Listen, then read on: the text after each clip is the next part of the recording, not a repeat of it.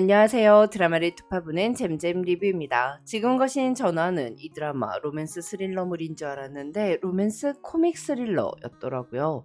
그동안 최수빈 배우의 연기력에 대해 특별히 실망해 본 적이 없었는데 개인적으로 2회에서 최수빈 배우 연기가 뭔가 겉돈다는 느낌이 들어서 좀 아쉬웠어요.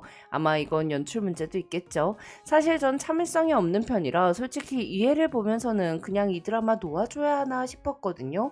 그런데 또 마지막 장면에서 너가 벗을래 내가 벗길까부터 시작해서 3년 전 사원이 홍이나 대신 희주를 신부로 요구했다는 거, 그리고 3회 예고를 보니 3화를 안 볼 순 없겠더라고요. 그래서 이번 영상에서는 원작 소설을 토대로 홍이나가 알고 있는 백사원의 집안의 비밀과 사원이 숨기고 있는 비밀 3회 예고편을 모두 톱파보겠습니다. 그럼 사원에 대한 이야기부터 시작할게요.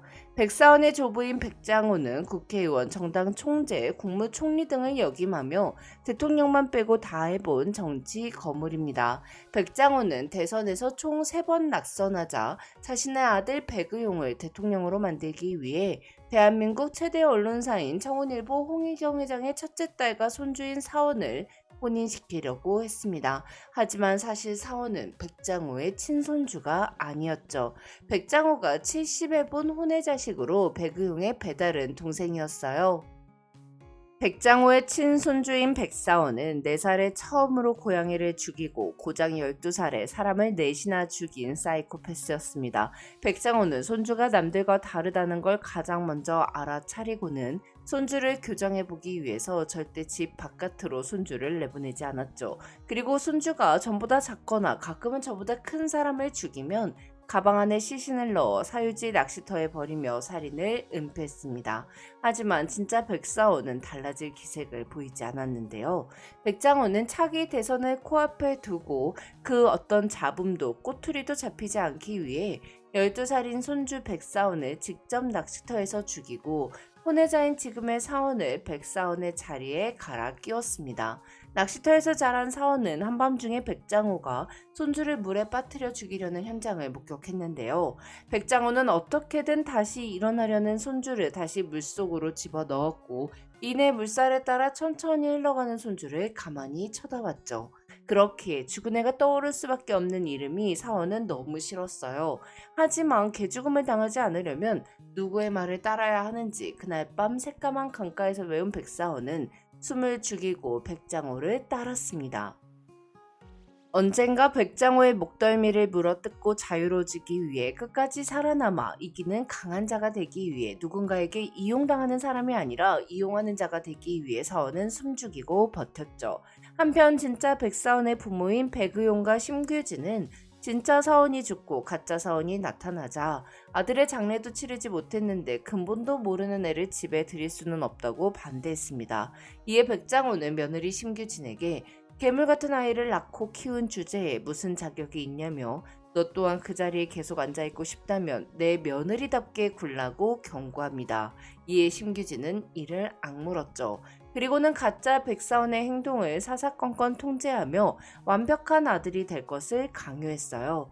죽은 아이의 이름을 뒤집어 쓰고 사는 사원은 음식조차 씹을 수 없게 됐고 날이 갈수록 골마갔으며 밤마다 진짜 백사원 대신 자신이 강물에 빠져 죽는 악몽을 꿨죠. 그런 사원을 버티게 해준 건 새벽 늦게까지 창가에 앉아 손을 움직이는 홍희주였습니다. 사원의 방에서 옆집에 사는 희주의 방이 잘 보였거든요. 어김없이 그 아이 대신 강에 빠지는 악몽을 꾸고 일어나면 홍희주가 창가에 앉아 손을 움직이고 있었죠. 사원은 희주의 손짓을 보면서 꿈은 끝났다는 안도감을 느꼈고 자신과는 다르게 끊임없이 살아가려는 희주가 경이로웠어요. 또한 세상은 늘 탐욕스럽고 시끄럽고 성가셨는데 조용한 희주를 보면 마음이 편해졌고 숨이 쉬어졌습니다. 희주의 침묵은 세상 모든 게 지긋지긋했던 그에게 가장 흥미로운 소리가 됐죠. 이후 집을 떠나 있기 위해 내전 지역인 아르간으로 해외 파병을 지원한 사원은 광활하게 펼쳐진 사막의 노을 지는 하늘을 보며 희주를 떠올렸습니다. 그렇게 그의 사진첩에는 전부 희주 얼굴인 노을 사진이 새붉게 가득 차기 시작했죠.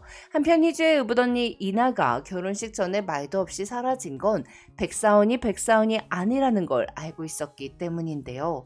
어린 이나는 약혼자를 소개받았던 자리에서 백장호 의원에게 이 오빠는 옛날에 내가 본 백사원이 아니라고 얼굴이 다르다고 말해버렸고 다음날 교통사고를 당했습니다. 이 사고로 이나는 길을 크게 다치고 돌쟁이 남동생이 사망하는데요.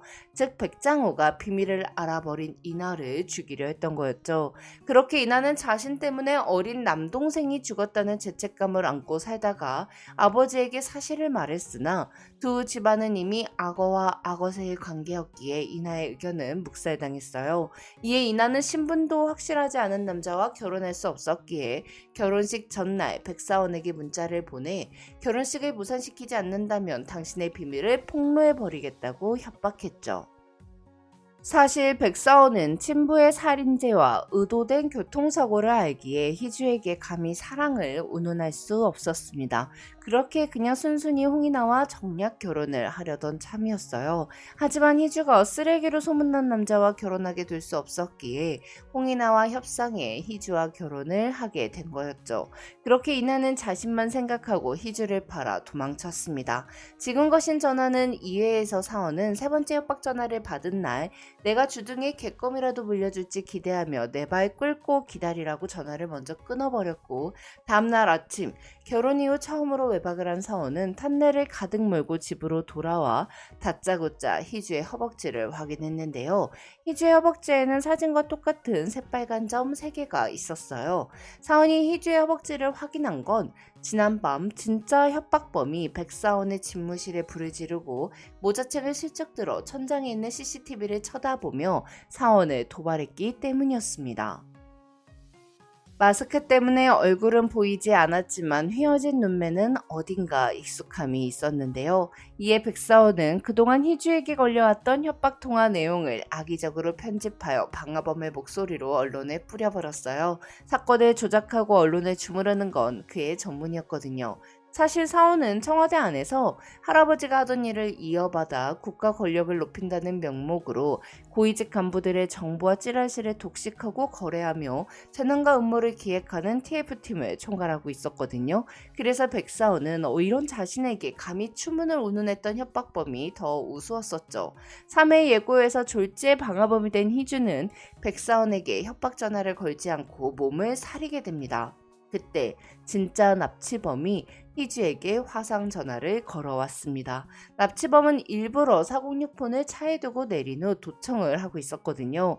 남자는 앞으로도 쭉 내 목소리가 되어 백사원에게 전화를 걸어서 당신은 원하는 대로 이혼을 하고 내가 듣고 싶었던 말도 대신 받아달라고 협박하며 요양병원에 있는 치매에 걸린 희주 친아버지의 어금니를 4개나 뽑아버립니다. 사원은 희주의 친부까지 건드린 협박범에게 분노했고 이에 희주는 사원이 자기 대신 화를 내주는 것처럼 느껴져서 차갑기만 한 남편에게 처음으로 공감이라는 걸 받고 있는 것 같아서 속수무책으로 눈물이 터지고 말았습니다.